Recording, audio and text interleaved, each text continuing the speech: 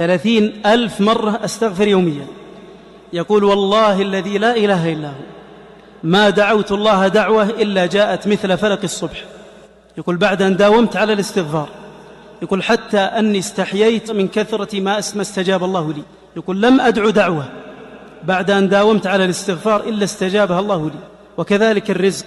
ألقيت كلمة في أحد مساجد الرياض وتكلمت عن الاستغفار، فأتاني شاب يبدو أنه يعني شاب من الشباب يعني غير المستقيم، وقال لي تكلمت عن الاستغفار وأنا أروي لك قصة حصلت لي وأرجو أن تحدث بها. قلت تفضل. قال أنا كنت مديون، يقول وكان الراتب لا يكفي. يقول فحضرت كلمة في أحد المساجد وتكلم عن الاستغفار وفضل الاستغفار وأنه يفتح أبواب الرزق. يقول فعدت إلى البيت وكلمت زوجتي وذكرت لها ذلك، وتعاهدت أنا وإياها أن نستغفر في اليوم ما شاء الله وأن نستغفر. يقول فاستمريت على الاستغفار في كل وقت، كل ما وجدت فرصة أو تذكرت أستغفر الله أستغفر الله أستغفر الله. يقول والله الذي لا إله إلا هو، يقول قضيت ديوني كلها، أصبح الراتب يفيض. يقول مع أن الراتب لم يزد ولم يتغير هو. يقول فتحت حساب آخر في البنك، حساب الادخار، وأصبحت أوفر من راتبي ولم أجد أمرا غير حياتي بعد توفيق الله سوى الاستغفار. فأوصيكم ونفسي بكثرة الاستغفار.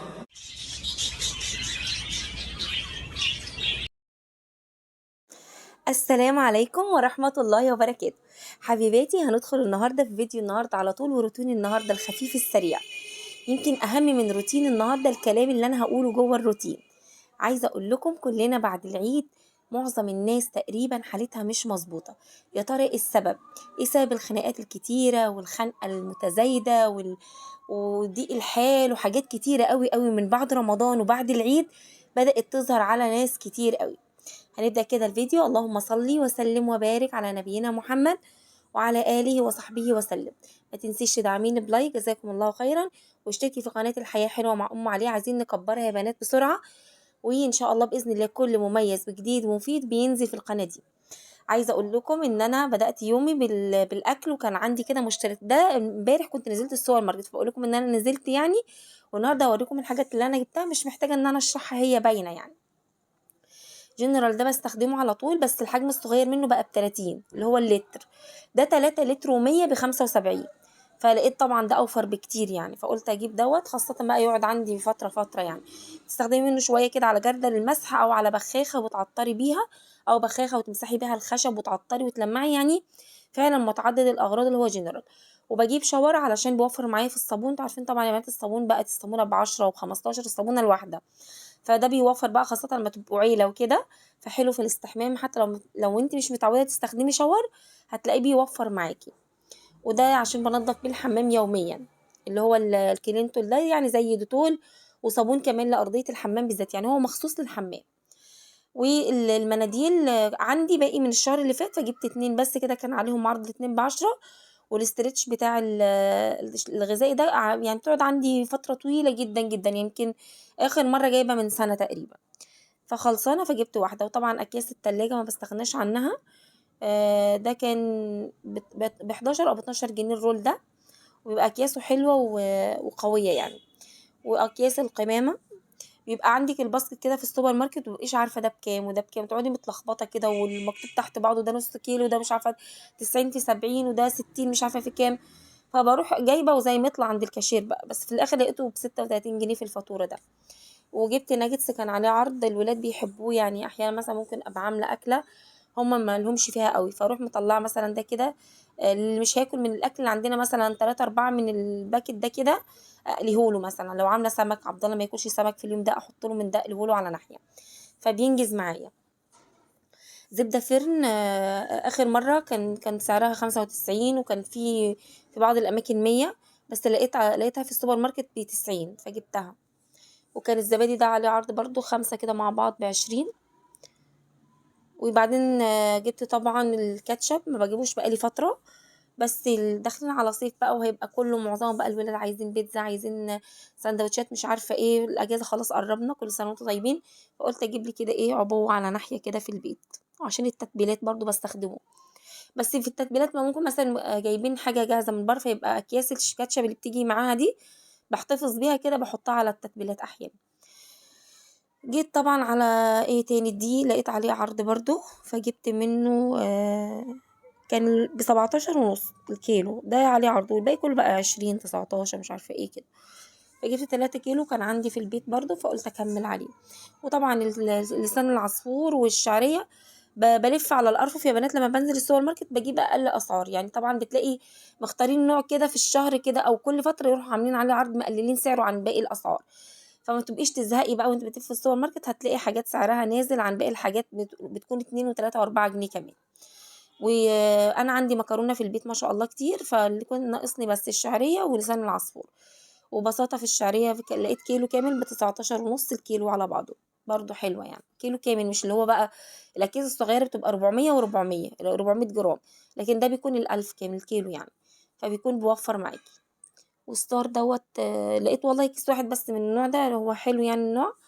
على الرف ما لقيتش غيره يعني. كل لما الاقي في كل الماركات الاقي شعريه مكرونه، الاقي لسان عصفور ما لاقوش، مش عارفه ليه، فلقيت منه ما لقيتش كتير يعني في السوبر ماركت لسان عصفور. بس هي دي كده المشتريات بتاعتي، وهبدأ بقى اخزنها في الضرفة بتاعتي وارجع كل حاجة مكانها، اللي عايز يدخل التلاجة ولا عايز يدخل الفريزر. ونشوف بقى هنكمل مع بعض باقي يومنا ازاي، عشان بقى نتكلم عن الحالة اللي جات لمعظم الناس بعد رمضان. ايه سبب النفور الغريب، وايه سبب الخناقات بين الازواج، وايه سبب الناس مخنوقة فعلا وحاسة بحالة نفسية مش كويسة وضيق كده. بصي يا بنات، احنا بنطلع من رمضان بنكون في قمة الروحانيات وقمة بقى العبادة والقرب من الله. والله حتى الناس اللي ما بتكونش بتعمل عبادات كتير في رمضان ولا بتحاول تقرب، هتلاقي نفسيتها بتكون افضل في رمضان. وكلنا عارفين بتبقى الشياطين مصفدة وبتبقى الروحانيات اعلى والنفسية احسن بكتير قوي. اللي بيحصل بعد رمضان اللي هو النقلة من النظام الحلو اللي هو فطار في وقت محدد وسحور في وقت محدد، نظام غذائي رباني ربنا حاططهولنا ماشيين عليه. اليوم كله مشغول بحاجات مفيدة قوي ما بين العبادة وما بين روتين البيت اللي انت ماشية عليه، رغم ان انت مضغوطة واليوم كله مضغوط في رمضان، بس بتكوني فرحانة قوي سبحان الله. بنطلع من رمضان اليوم قدامنا طويل وفاضي، ممكن ما ننجزش، ممكن عندنا وخم، عندنا كسل، نقوم من هنا نقعد هنا. ليه؟ نظام الاكل اتلخبط. كنا بنصوم وبعدين الناس بقى بدأت بقى العك بقى اشتغل، كعك وبسكوت والحاجات بتاعة العيد دي، والنظام الغذائي بيكون باظ، سكريات شوكولاتات، كل الحاجات دي بتعمل وخم وكسل ونفسية مش كويسة ومزاج مش كويس. بس الناس ما بتبصش للحالة اللي هي فيها.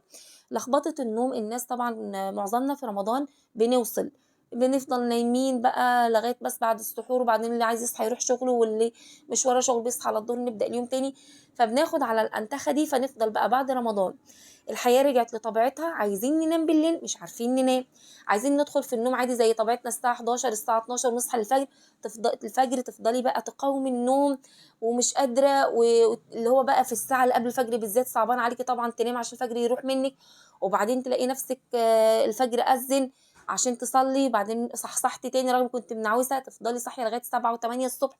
كل دي عوامل لو جمعتيها على بعضها هتلاقي هو سبب الحالة اللي احنا فيها. مفيش نوم كويس، النظام الغذائي اتلخبط، طلعتي من حالة روحانيات عالية قوي نزلت تحت خالص. يمكن كنت بتحاولي بتجاهدي نفسك على العبادة في رمضان، بس المجاهدة في رمضان بتكون سهلة وبسيطة، الشياطين مصفدة والعبادة ميسرة. دلوقتي بقى طلعوا بقى وعايزين ياخدوا حقهم بس احنا طبعا ايه، ربي اعوذ بك من همزات الشياطين واعوذ بك ربي ان يحضرون. وطبعا مفيش سلطان علينا خالص من الشيطان، اعوذ بالله من الشيطان الرجيم، الا من اتبعه بقى في الهوى بقى، هوى النفس بقى. وانت حابه بقى الحاجات دي بتلاقي ايه، نوم بقى، تاخير صلوات، الحاجات دي كلها، فتبدا مزاجك يتعكر. فعايزه اقول لك بقول لكم السبب ان احنا انتقلنا من شهر حلو قوي قوي بكل روحانياته وبكل المعاني الحلوه اللي فيه، نزلنا تحت بقى. بالنسبه بقى لصيام الست البيض زي ما احنا بنسميهم او ست من شوال، الحمد لله احنا خلاص اهو انتصف، الحمد لله لسه باقي 15 يوم تقريبا. عشان ارد على السؤال، والله كنت خايفه ان انا ما اعملش يا بنات الفيديو ويكون عدى شوال. السؤال اللي بتساله كل سنه، يا ام علي انا عليا قضاء ونفسي اصوم الست من شوال، وطبعا اليوم طول شويه والجو بقى حر، وانا ما عنديش جهد غير اصوم الست من شوال، هينفع ولا لازم اقضي اللي عليا الاول؟ لا، ينفع انك تصومي النافله الاول ويبقى عليك الفريضه اجليها بعد كده. طيب الدليل على كده ان السيده عائشه رضي الله عنها ورد انها كانت بتقضي الأيام الفائتة عليها أو اللي كانت فترتها في رمضان في شعبان. طيب هل يعقل إن طول السنة اللي قبل شعبان ما كانش بيقابل السيدة عائشة رضي الله عنها أي نافلة ما كانتش بتصومها؟ أكيد كانت بتصوم نوافل في الفترة دي، بس كانت بتقضي في الفترة دي. معناها إيه؟ معناها إن أنا ينفع إن أنا يكون عليا نافلة أقضيها الأول، أو أصوم النافلة ويبقى عليا قضاء فرض أسيبه بعد كده عادي تصلي، علشان عدم فوات النافلة، لأن انت جهدك دلوقتي ما يجيبش الاتنين، فالنافلة هتفوتك، فاعملي النافلة قبل ما تفوتك عشان ثوابها كبير قوي. وعايزه اقول لك على حاجه، طبعا احنا عارفين فضل صيام ست من شوال وكلنا عارفين الحاجات دي، بس بتكلم على الناحيه بتخصنا احنا كستات. ينفع ان انا اصومهم قبل قبل القضاء؟ ينفع ان شاء الله باذن الله. طيب سؤال، ينفع ان انا اقضي بس في نفس الوقت، قال يعني اعمل نفس ان انا صايمه بقى ستة من شوال بس الاصل القضاء؟ لا، لا يجوز الجمع بين الفرض والنافله، لا يجوز. ده نيه وده نيه، فانت تصومون بنيه القضاء، مش هيكون تاخدي ثواب الستة فيهم، لا، كما قال يعني بعض العلماء واكثرهم. الاكل بتاعي طلع الحمد لله. اخر اليوم بقى قعدت عملت المواعين كده بسرعه، وبعدين قعدت ادادي في عبد الله وجمانه علشان الولاد عندي بيمتحنوا، خلاص عليه امتحانها يوم الاحد، وعائشه وعبد الرحمن بعدها على طول. وهم لما يا بنات ما بيلاقوش حاجه تشغلهم بيعملوا ضجيج في البيت ويتنططوا ويجروا ورا بعض والحاجات دي، وبيتنا قد كده. فقلت تعالوا بقى، جبت لهم كتب التلوين دي وقلت لهم تعالوا بقى، قعدت قصادهم الناحيه التانية، حتى بصورهم وهم مش شايفين. يعني جمانة بتقول لي ايه ده ماما شعري؟ ده عادي، احنا قاعدين في البيت يعني شعرك طالع كده نازل كده مفيش مشكله. واحنا اخر اليوم بقى قاعدين بقى يلونوا فرحانين ومبسوطين، واخواتهم قاعدين بيذاكروا جوه في الاوض. وهو ده يوم يا بنات الحاجات المهمه اللي انا بعملها في يومي، خصوصا في فتره الامتحانات. وعرفنا الحاله اللي احنا فيها سببها ايه. طب نعمل ايه؟ الاكثار من ذكر الله. حافظي على نفس ورد القران اللي كنت بتحافظي عليه، اوعي تسيبي القران فجاه. هتسيبي الحاجات دي فجاه هتهبطي فجاه، نفسيه هتبوظ فجاه. خليكي محافظه على ورد القران، ما تعمليش القران لرمضان بس. حافظي على ذكر الله زي ما كنت محافظه. بحبكم في الله، ما تنسيش اللايك، والسلام عليكم ورحمه الله.